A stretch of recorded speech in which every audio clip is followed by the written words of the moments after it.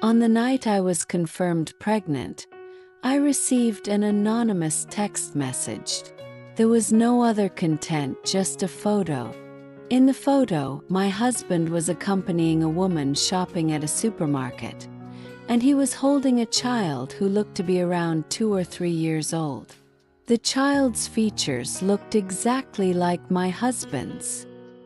I held my phone, staring at the picture for a long time, thinking of countless possibilities, but all of them were immediately dismissed in the next second.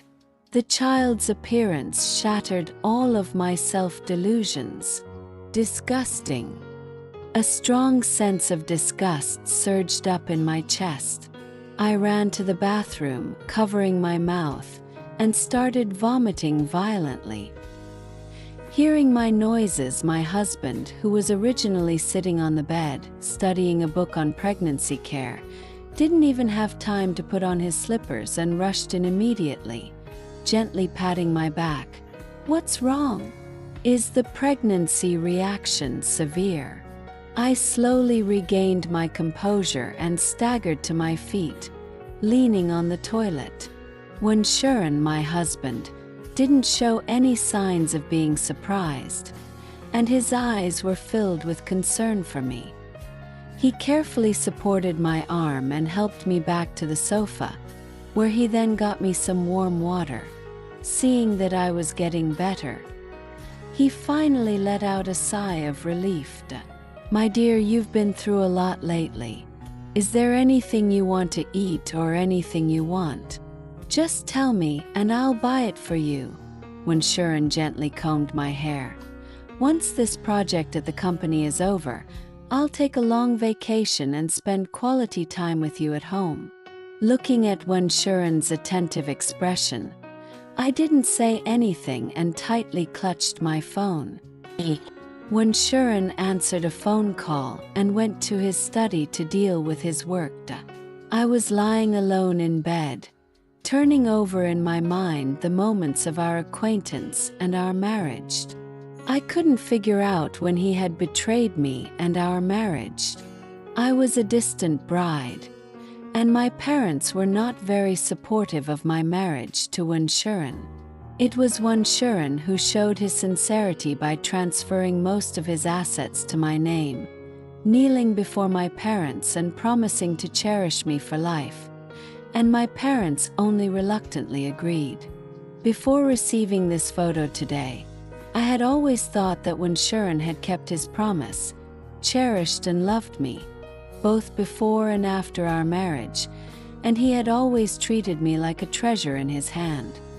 His assets and company profits were transparent to me, and he would call or video chat with me every day, no matter how busy he was.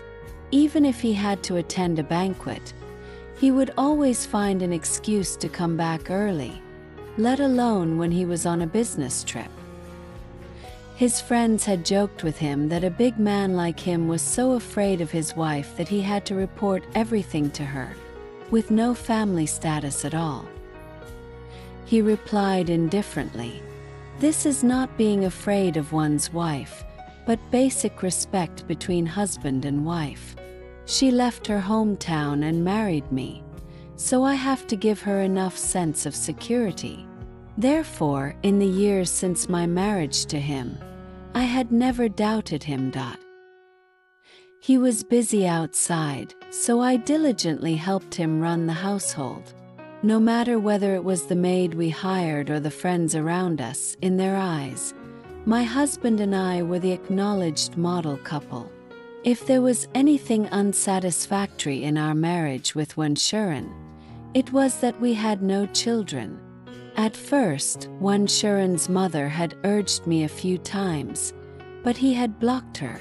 Even Wensheren settled himself for a moment before standing up and saying, "Okay, I'll bring you your favorite Hongyeonla boiled shrimps for dinner after work." I lowered my head and thought for a while. "Isn't the company having its anniversary?" "Yes," Wensheren answered. "What's wrong?" I seldom inquired about the company's affairs, And sometimes when Sharon wanted to take me out for socializing or attend banquets, I would push it off if possible, as I am not the type of person who excels in socializing. I was thinking whether the dress I'll wear for the occasion needs to be altered in size ahead of time, I said. To my initiative, Sharon's eyes flashed a hint of delight. You don't have to worry about that. I'll take care of everything for you. Wife, just take care of yourself and the baby now. A month later, I appeared at Sharon's company's anniversary celebration, with him supporting me and announcing to everyone that I was pregnant. Everyone expressed their congratulations, and I had been observing people who had connections with Sharon throughout the event, trying to find any clues.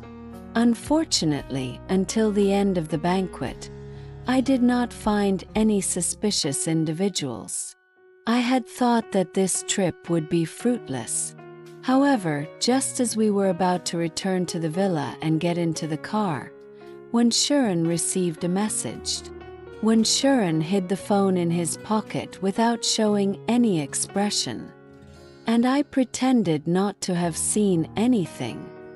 Sure, I have something urgent to deal with. I'll let the driver take you back first, and I'll come back to accompany you later, he said. I am called Ning Shi, and Sharon usually calls me wife. Only when he is nervous will he call me Shi, which he might not even realize himself. He gave the driver many instructions before leaving, looking worried that I would lose a hair if I left him. This I didn't know that Sharon's acting was so skilled before. It's a shame that he didn't become an actor.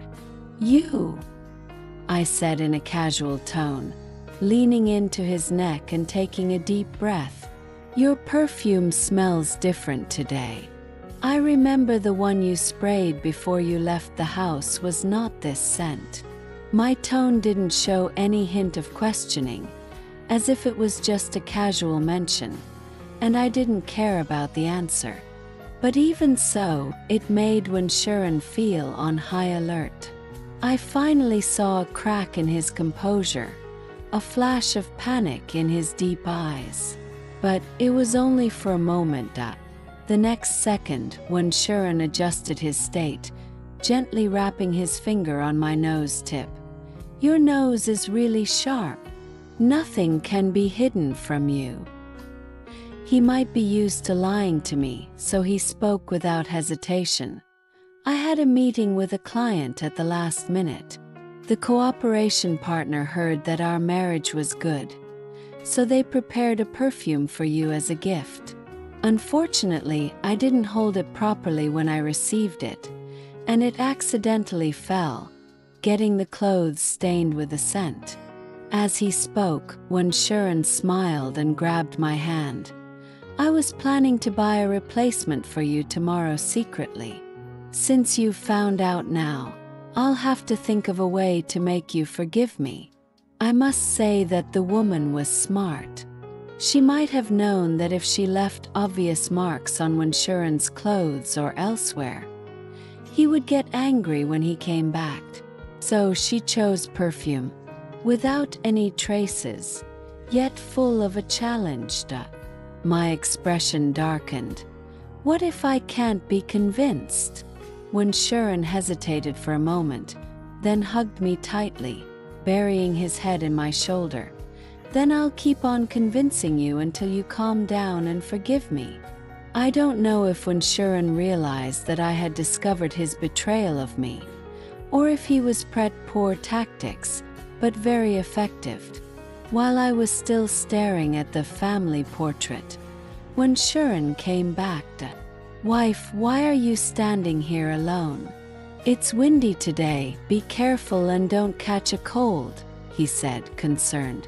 I took a deep breath and calmly turned around. I no longer wanted to endure this marriage that was only filled with deception. Sharon noticed the strange look on my face and nervously grabbed my shoulder. What's wrong? Are you not feeling well? Over the past few days, I had imagined many scenarios of confronting Wenshurun, but when the moment actually arrived, I was much calmer than I had imagined. I handed him the photo and said, "Wenshurun, let's part amicably. Let's get a divorce."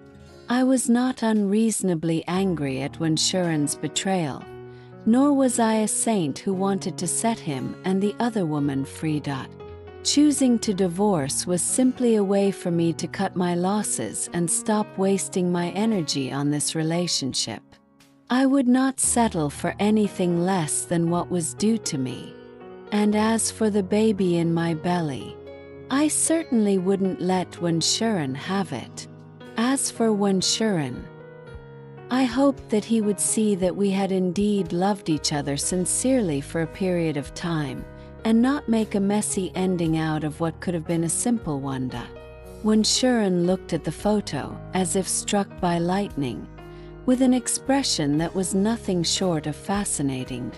At least, I had never seen him speechless like this during our time together. "If you don't say anything, I'll take it as your agreement," I said and turned to walk into the house. Wenshurun snapped out of his daze and immediately ran after me, grabbing my hand. Sure. Please listen to me." I frowned and pulled my hand away. "Is there anything to explain? Are you going to explain that you really did go to meet a client?" After mentioning divorce to Wention that day, I didn't see him for several days in a row. According to the housekeeper, he went on a business trip, but who knows if that's true. It was nice to have some alone time, and soon it was time for my prenatal checkup. I went to the hospital alone, and as I was waiting in line to check in, Wenshurun and his woman and child appeared again, stabbing my eyes and hurting me deeply. This is what's called a business trip. It's so easy to say. Wenshurun was holding the child, rushing to the emergency room in a hurry, with the woman following closely behind, looking like she could break down and cry at any moment. "Dad, I feel so bad." I vaguely heard the child's voice, followed by Wenshurun's gentle, comforting dot. He really cares about that child. My hand unconsciously touched my slightly protruding belly, and they were a loving family. But what about my child? After leaving the hospital, I didn't go back to the villa, but instead went to consult a lawyer I had spoken to earlier. First, I asked him if there was any way to speed up the divorce process. Second, I asked for the contact information of a private detective from the lawyer. Now, in addition to the evidence of Wenshurun's infidelity, I also wanted to know who the woman was and how she had met Wenshurun. Money is a good thing, and the private detective soon gave me a reply. The woman Wenshurun was keeping outside was actually the daughter of the family's maid. My emotions were stirred up again, and I thought back to the many kindnesses the maid had shown me at home, feeling like I had been slapped hard, with my head buzzing with pain. Liars. All of them are liars. "Madam, here are some fresh fruits for you to eat." The maid smiled as she brought over the cut fruit. "The fruit today is so fresh." I managed to suppress my anger and keep a calm expression as I retrieved the documents from the file bag and put a piece of melon into my mouth. "Auntie Sun, don't bother, come and sit with me for a while." Auntie Sun hesitated for a moment before wiping her hands and sitting down beside me. "Okay." "Auntie Sun, how long?" That evening, Wenshurun came back, smelling of alcohol. In my memory, Wenshurun seldom drank. Even though he occasionally had to entertain clients on business, he would always try to avoid it. I didn't want to have any communication with him, so I turned off the TV and went upstairs. However, he grabbed me from behind and hugged me tightly. His tone was very pitiful. He rested his head on my shoulder and whispered softly in my ear, "Sure. You shouldn't ignore me." He looked exactly like how he did when we were in love, when he accidentally made me angry and came to comfort me. But this time, I pushed him away forcefully. When Sharon lost his balance and bumped into the sofa. The foot of the sofa scratched the floor, making a loud and piercing sound. "Don't hug me, I find it dirty," I said. Perhaps my words were too sharp. It woke up the drunk when Sharon. He stared at me with his pitch-black eyes. A layer of mist covered his eyes. From then on, when Sharon became my shadow, he didn't go to the company anymore. He would follow me wherever I went, even though I didn't want to say a single word to him, even though I hired a lawyer and discussed the divorce matters in front of him. In the end, when Sharon looked at my growing belly and actually gave up on persisting, Sure, if the baby is born and you still want a divorce, I will sign the divorce papers, set you free," he said. I guess when Sharon might think that having a child would bind me, this was a tactic of retreating in order to win the last chance. Good, let's wait for the baby to be born so he can give up the idea completely. However, I didn't expect that an accident occurred before the due date. It was more like a deliberate act rather than an accident.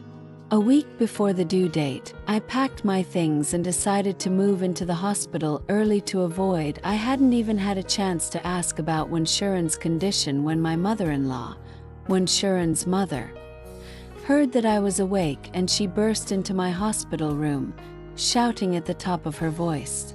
I have no doubt that if it weren't for the doctors and nurses holding her back, she would have rushed over and dragged me off the bed. "You cursed woman. Why don't you die? You've been unable to have children for so many years, and now you're cursing my son. If anything happens to him, I'll never let you off the hook." My mother-in-law pointed her finger at my nose and cursed me with the most vicious words I had ever heard since I was a child. However, my attention was drawn to the mother and son who were following behind my mother-in-law. The mother and son were not Sharon and the child he had with the woman he was hiding from me. It seems that they had already gone public with their relationship at his mother's place. "Auntie, calm down," the woman coaxed my mother-in-law gently, patting her back to calm her down, and even pretending to be nice in front of me. "It was an accident. No one wants it." "What accident? You're just a bad luck charm." My mother-in-law glared at her with her bloodshot eyes, staring at me fiercely. "I've already told Shawan to divorce that woman. He should have settled down with you peacefully. Now look what's happened. He might even lose his life." After the old lady said that, the woman also started crying. And the little boy, who was no bigger than a bean, seeing his mother cry, was so stimulated that he charged at me without anyone noticing. I instinctively covered my abdomen, but it was too late. The child was not very big, but the punch he landed on my stomach was solid and powerful. My head buzzed, and I was instantly overwhelmed by pain and fear. In the corner of my eye, I noticed that my mother. I don't know how long I was unconscious, but when I woke up, the first thing I saw was my father standing by my bed. My father looked much older than I remembered, with red bloodshot eyes. Seeing that I had woken up, he immediately asked me if I was in pain, hungry, or wanted to eat something. My tears flowed instantly. "Dad!" All the frustrations of the past few days reached their peak in that moment. My father didn't say a word of blame to me. Instead, he held my hand tightly. "Daughter, you can rest assured that we will get justice for you." "Where's Mom?" I sniffed and tried to calm down. "You've already given birth to the baby. Your mother went to take care of her." I knew my father too well. He had been honest all his life, and was not the type to lie. His eyes darted around, and his speech was hesitant, which was clearly a lie to me. Moreover, in my situation, the baby would most likely be under supervision for a while after birth.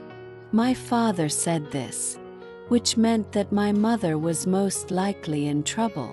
"Dad, what happened to Mom?" My father realized that he couldn't keep it a secret anymore, so he pounded his leg angrily and said, "The whole family of the one family are not good people. As soon as we arrived and saw you being rushed into the operating room, we were worried out of our minds, and then we heard a nurse mentioning the whole incident, and knew that you had been harmed by the child of the third party. Your mother's temper is what you know. She immediately rushed into the patient room and grabbed the child from them." I was shocked. "Then what?" "They couldn't bear to lose the child, of course. Your mother was so angry at the time that she wouldn't let go of the child no matter what. And she threatened them, saying that if you were fine, they should return the child, and if something happened to you or the baby on the operating table, they would have to pay with the life of the little brat." What does that mean? Ask your good son about it. How old is he, already with such a wicked heart? What will he become when he grows up? My father became more and more angry as he spoke. Fortunately, the medical staff arrived soon and took Wenshuren away. Otherwise, I really feared that my father's blood pressure would rise because of Wenshuren. I thought that my happy and perfect life could not withstand any more wind and rain. Thankfully, my mother didn't get into any trouble. She just went to the police station to make a statement, and she came back the same day. My mother said she was already prepared to argue with the woman at the police station, but the woman suddenly took a call and then backed down. Since the person involved didn't press charges, and no harm was done, the police naturally wouldn't keep my mother in custody any longer. Would such a good opportunity just be let go by the woman? Course not. The only explanation I could think of was that the call she received was from Wenshuren. I don't know what Wenshuren said to her or promised her, but it allowed my mother to get out of the situation. It was a week later that I saw Wenshuren again. With my parents' care, I was recovering well, and my daughter's vital signs had stabilized. Just as we were about to be discharged from the hospital, Wenshuren came to my room in a wheelchair on his own. My parents had gone to prepare for my discharge, and their intention was to take me home directly. I felt the same way.